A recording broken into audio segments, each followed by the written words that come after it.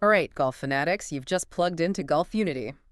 Yeah, the most popular golf infotainment podcast in town. Welcome to episode 9. Great to be here. We're not just skimming the surface today.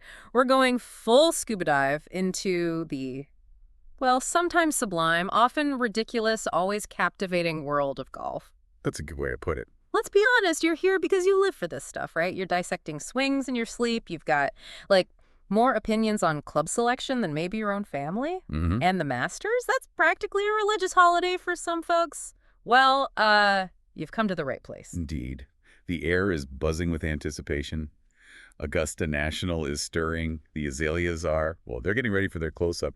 And the big question really is, who's going to be slipping on that green jacket come April 2025? Exactly. Forget trying to piece it all together from, a million different headlines. We're going to be your Augusta Sherpas for this deep dive. Cutting through the noise. Yeah, cutting through the noise, bringing you the essential storylines, the under-the-radar insights, the stuff that'll have your buddy saying, whoa, how did you know that? Consider this your backstage pass. No sandbagging allowed here. Okay, so let's lay the groundwork first. When does the action actually kick off? Good question. You'll want to circle Thursday, April 10th, right through to Sunday, April 13th on your calendars. And location? Same as always. Yep. Augusta National Golf Club in Augusta, Georgia. The only major played at the same course every single year. That's a key point, right? That tradition, that course knowledge, it's huge. Huge. It's part of what makes it so unique. You really got to know the place. Absolutely. And the field itself, that's another big part of the Masters allure. It's smaller, more exclusive than the other majors. Right. How many players usually? We're expecting around 96 players who've earned that invitation. Think of it like golf's most prestigious velvet rope situation. 96 of the absolute best. It's the ultimate clash. And, oh yeah, here's a little extra spice for you. Keep an eye on the Valero Texas Open the week before. Ah, the Last Chance Saloon. Exactly. If the winner isn't already qualified, boom, they could snatch that last-minute ticket to Augusta. Talk about pressure turning into the ultimate prize. That would be quite the story. Good format-wise. Pretty standard stuff. Yeah, standard 72-hole individual stroke play.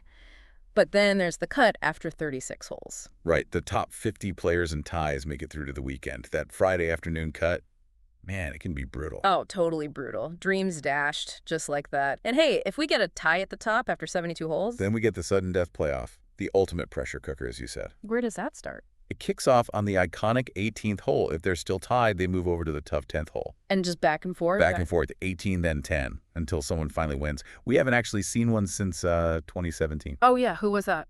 That was Sergio Garcia finally getting his major, beating Justin Rose. Really memorable one. Wow, yeah, I remember that. Okay, let's shift gears. Players. Who's dominating the pre-tournament buzz? Got to start with Scottie Scheffler, right? Absolutely. He's been a force at Augusta, looking for potentially his third Masters win in just 4 years. That's heading into dynasty territory. His record there is just ridiculous. Wins in 2022, 2024. There's something about his game and that course. It just clicks. And what's really fascinating is this consistency, even with setbacks.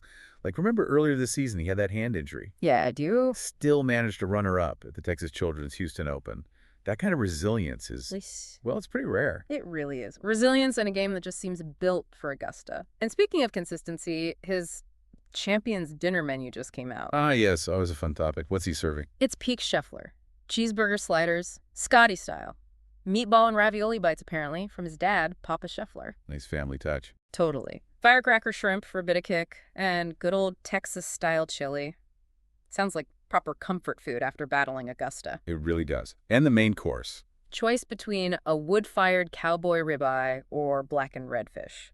Plus, classic southern sides. Mac and cheese, jalapeno cream corn, Brussels sprouts, sweet potatoes. Sounds delicious. And dessert. A warm chocolate chip skillet cookie. A fitting end. What's interesting, though, yeah, it's apparently very similar to his 2022 menu. Huh.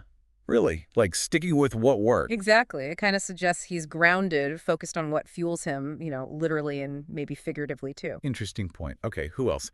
The other massive storyline, year after year. Rory McIlroy. Ah, Rory. And the quest for the career Grand Slam The Masters, that elusive final piece. It's the one, isn't it? The one that puts him in that ultra-rare club. And look, on paper, he's coming in hot. 2 PGA Tour wins already in early 2025. Right, and a strong T5 finish in Houston.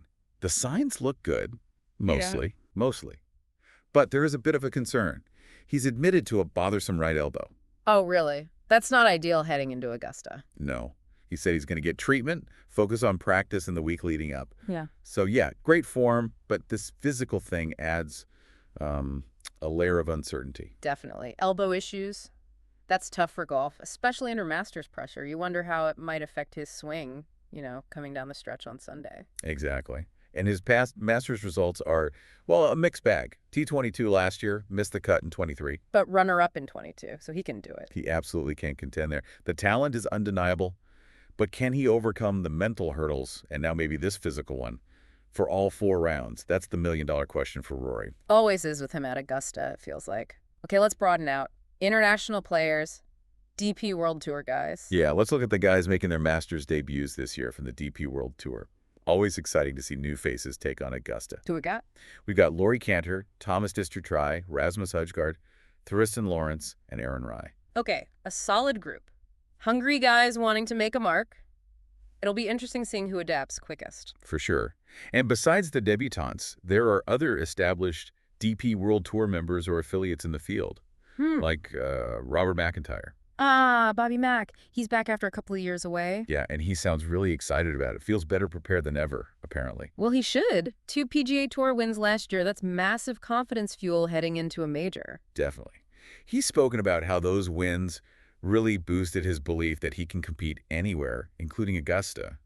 And interestingly, as a lefty who likes a fade, Yeah, that works at Augusta sometimes. he feels certain holes really suit that shot shape, like the par 5 13th, setting up the second shot. He thinks it could be an advantage. Interesting angle. A lefty fade on 13 could definitely open things up. And he made a ton of birdies, 21, I think, in his debut back in 2022. So he knows how to score there. Okay, McIntyre, definitely want to watch. Now, shifting gears again, a bit of a poignant note this year. Yes, Bernhard Langer, the 2-time champion, 85 and 93. An absolute legend. This will be his 41st Masters appearance and his final one as a participant. Wow, 41. That's just incredible longevity in class. It'll be emotional watching him take that final walk. A true icon. Absolutely. End of an era stuff. Now, sadly, there's a massive name we won't be seeing. Yeah, Tiger. That's right. The 5-time champ, Tiger Woods, is out.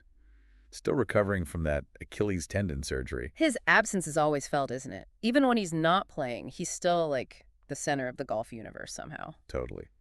Did you see his April Fool's prank teasing a comeback? Haha. Yeah. For a split second, the internet melted down. Classic Tiger. Just shows his pull, even from the sidelines. It really does. Okay, let's talk about the younger generation. Ludvig Åberg. Oh, yeah, Ludvig. This kid is seriously exciting. Absolutely. He's established himself so quickly, the odds makers even had him as the top-ranked player heading into the Valero Texas Open. That says a lot, doesn't it? The expectations are sky high. He's definitely seen as a contender in pretty much every major now. Yeah.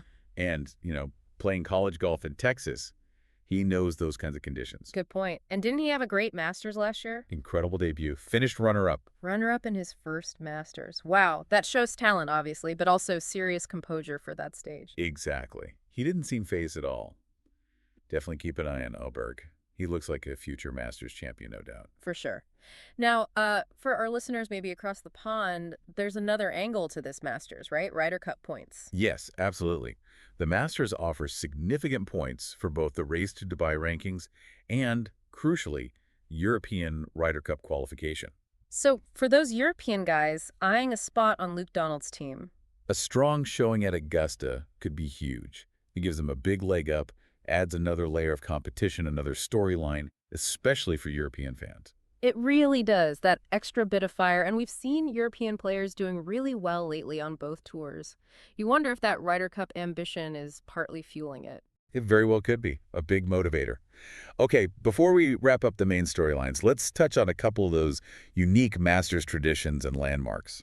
Yeah, the stuff that makes it, well, the Masters, Yeah. like the par 3 contest on Wednesday. Always fun, lighthearted, but there's that weird Masters lore attached to It's it. a curse. Right. No player has ever won the par 3 contest and the Masters itself in the same year. Never. Is it a curse? Coincidence? Superstition? Who knows? But it's a fun little quirk. Maybe the golf gods are like, save your good shots for the real thing. Could be. Yeah. And then, of course, you can't talk Masters without mentioning Amen Corner. Ah, the legendary stretch. Holes 11, 12, and 13, where tournaments are won and spectacularly lost. White Dogwood, Golden Bell Azalea. Even the names sound iconic. They really do. Okay, and if people want to watch all this unfold? Well, Supersport will have live TV coverage. Plus, the official Masters website, masters.com, usually has amazing viewing options, different feeds, player tracking, all that good stuff. You won't miss a thing. Perfect. So, there you have it. Your comprehensive deep dive into the 2025 Masters. We've hit the key details, the big player stories, those little quirky bits. You're basically ready to sound like you know what you're talking about. Hopefully this gives everyone a richer sense of what to watch for at Augusta. It's shaping up to be another fantastic tournament. Oh, absolutely. We'll be glued to it.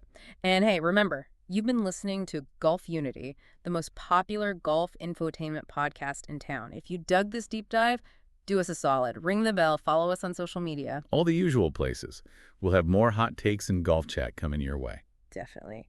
And get ready for episode 10. We've got another controversial, exciting deep dive planned. You won't want to miss it. Looking forward to it. Okay, final thought to leave everyone with. Chew on this. Rory's elbow.